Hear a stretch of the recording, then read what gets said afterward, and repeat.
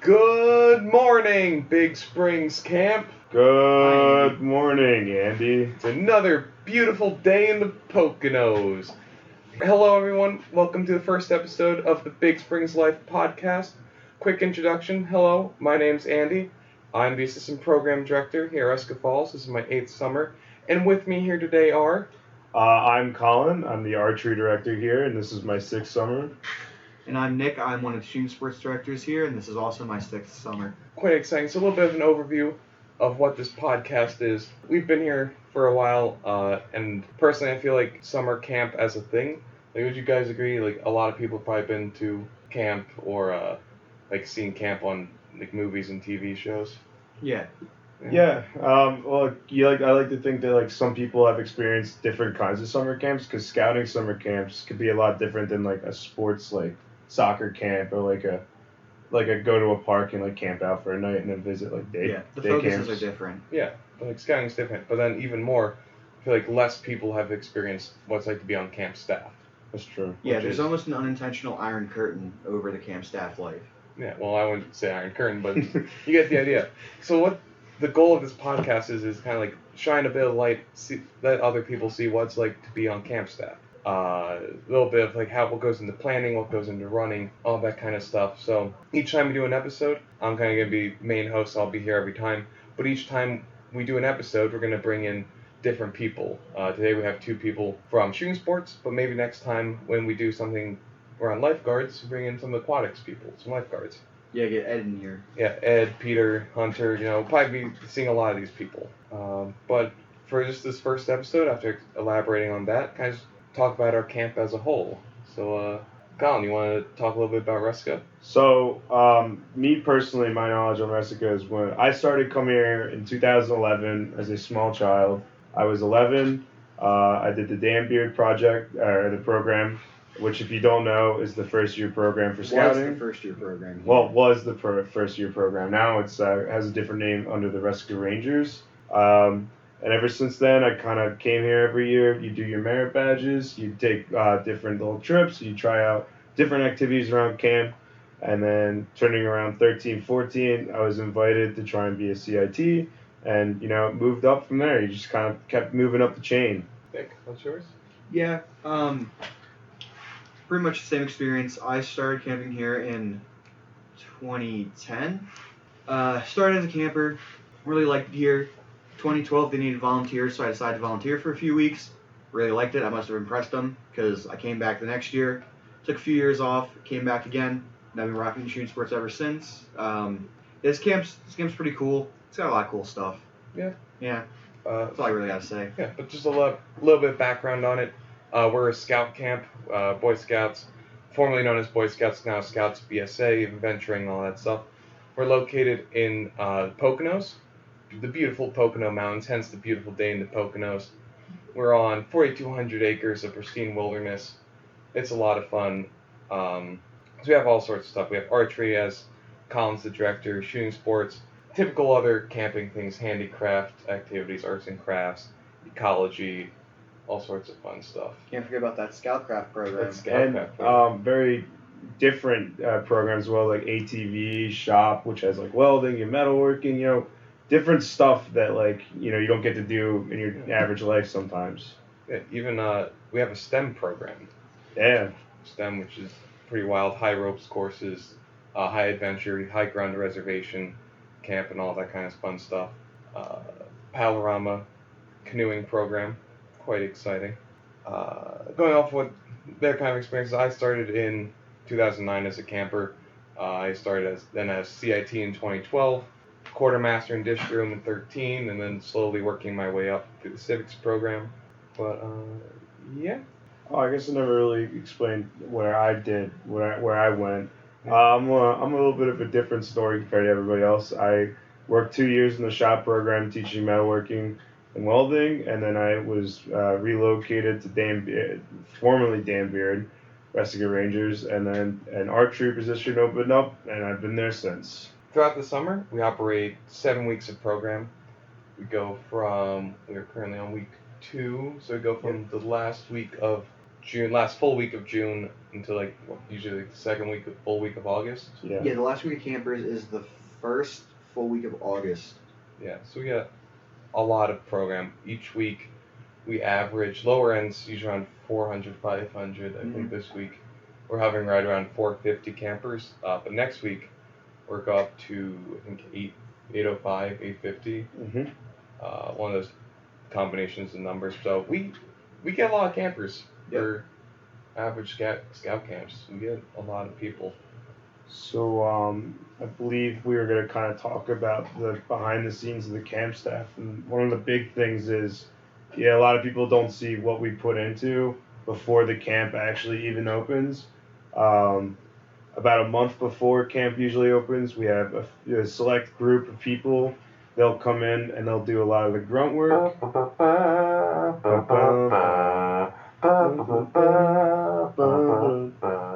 don't know how the tune goes. Oh, Yeah, all right. Well, it's the A-Team. It's the A-Team. Yeah. If you know what the A-Team is, it's an old show, but it's the older, personnel in the staff that our camp director works with. They do a lot of the grunt work. Then it turns into a director's week.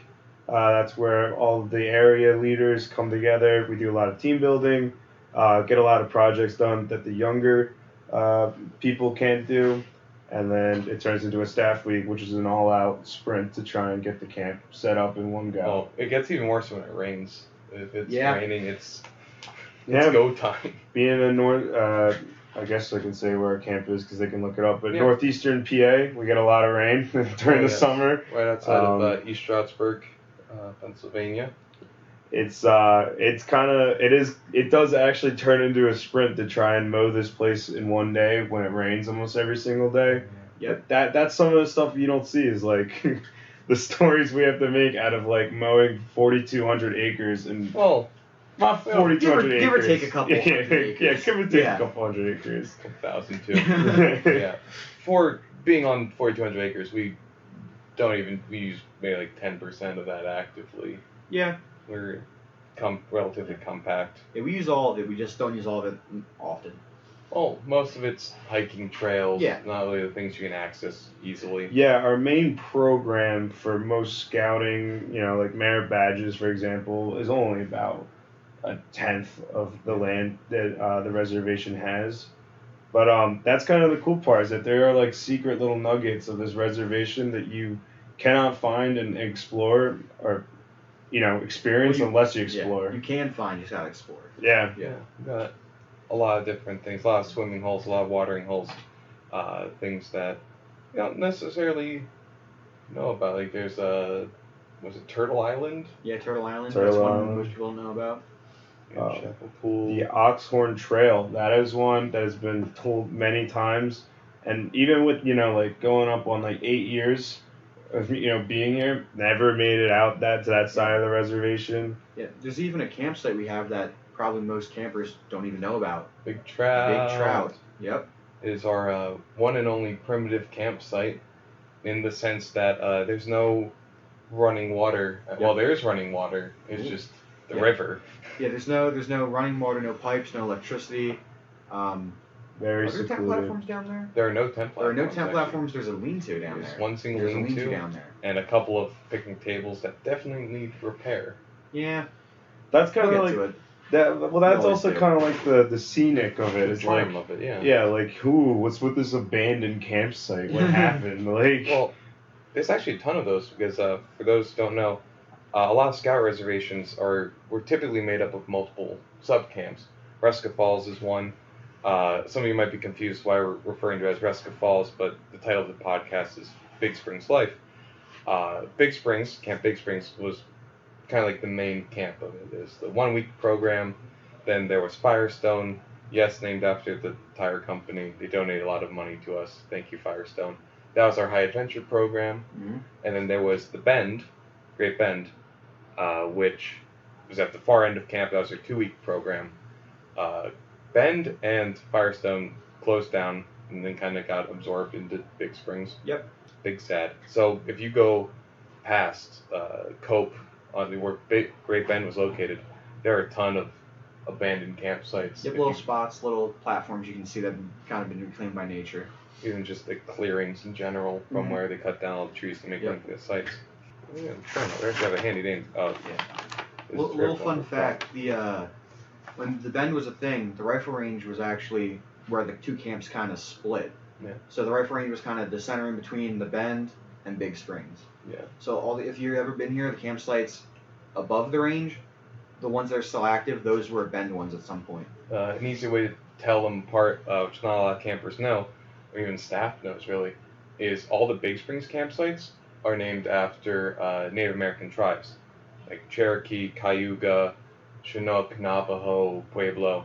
But then all of the Great Bend campsites are named after, they're just two words. You got like Running Fox. Yeah, Running Fox, Two Feathers, Twin Hill, Northwind, etc.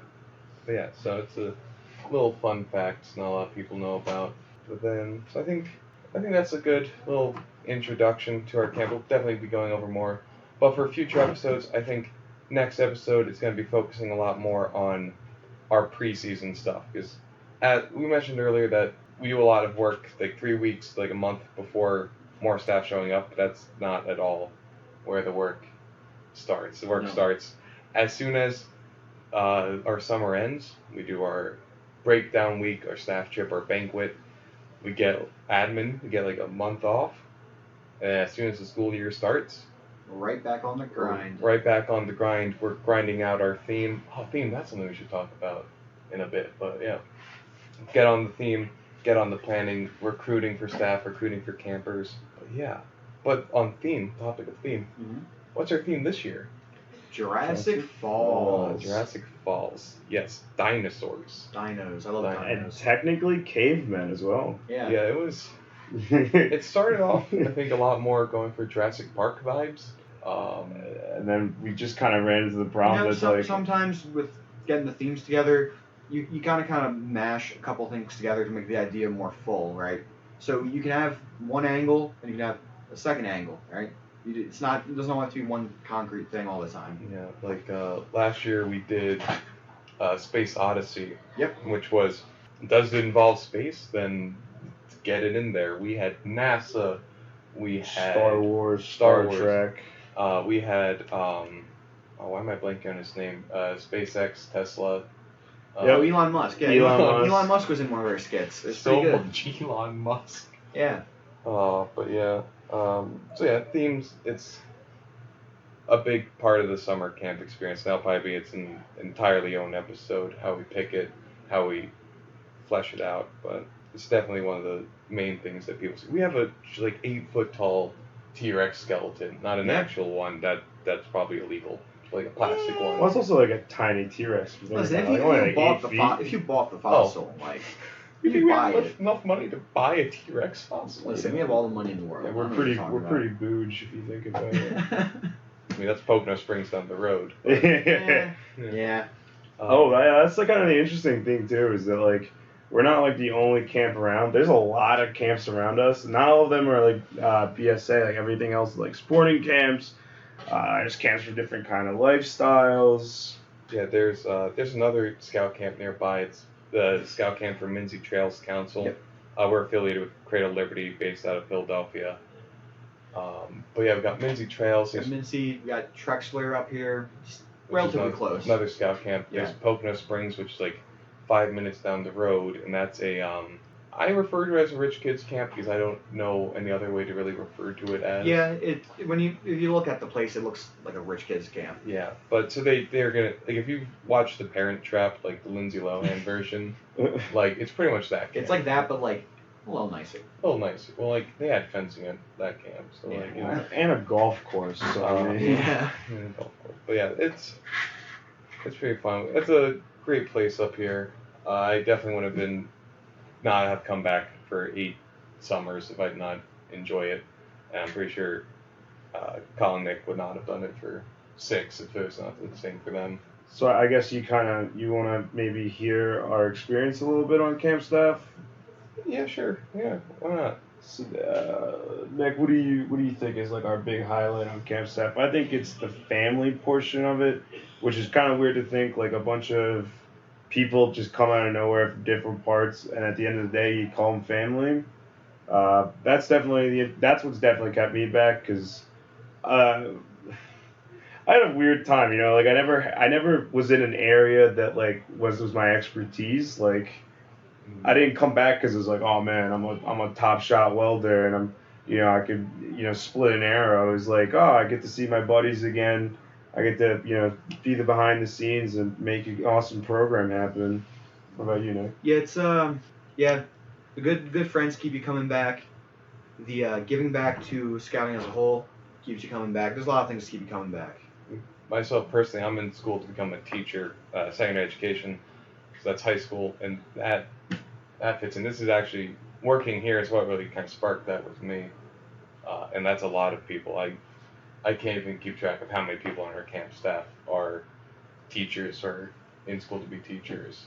Yeah. Somewhere between like 5 and 7, I want to say, just off the top of my head. Well, yeah, because like we also are kind of low end on like age heavy. We have more high schoolers than we do college students. A lot more. Yeah.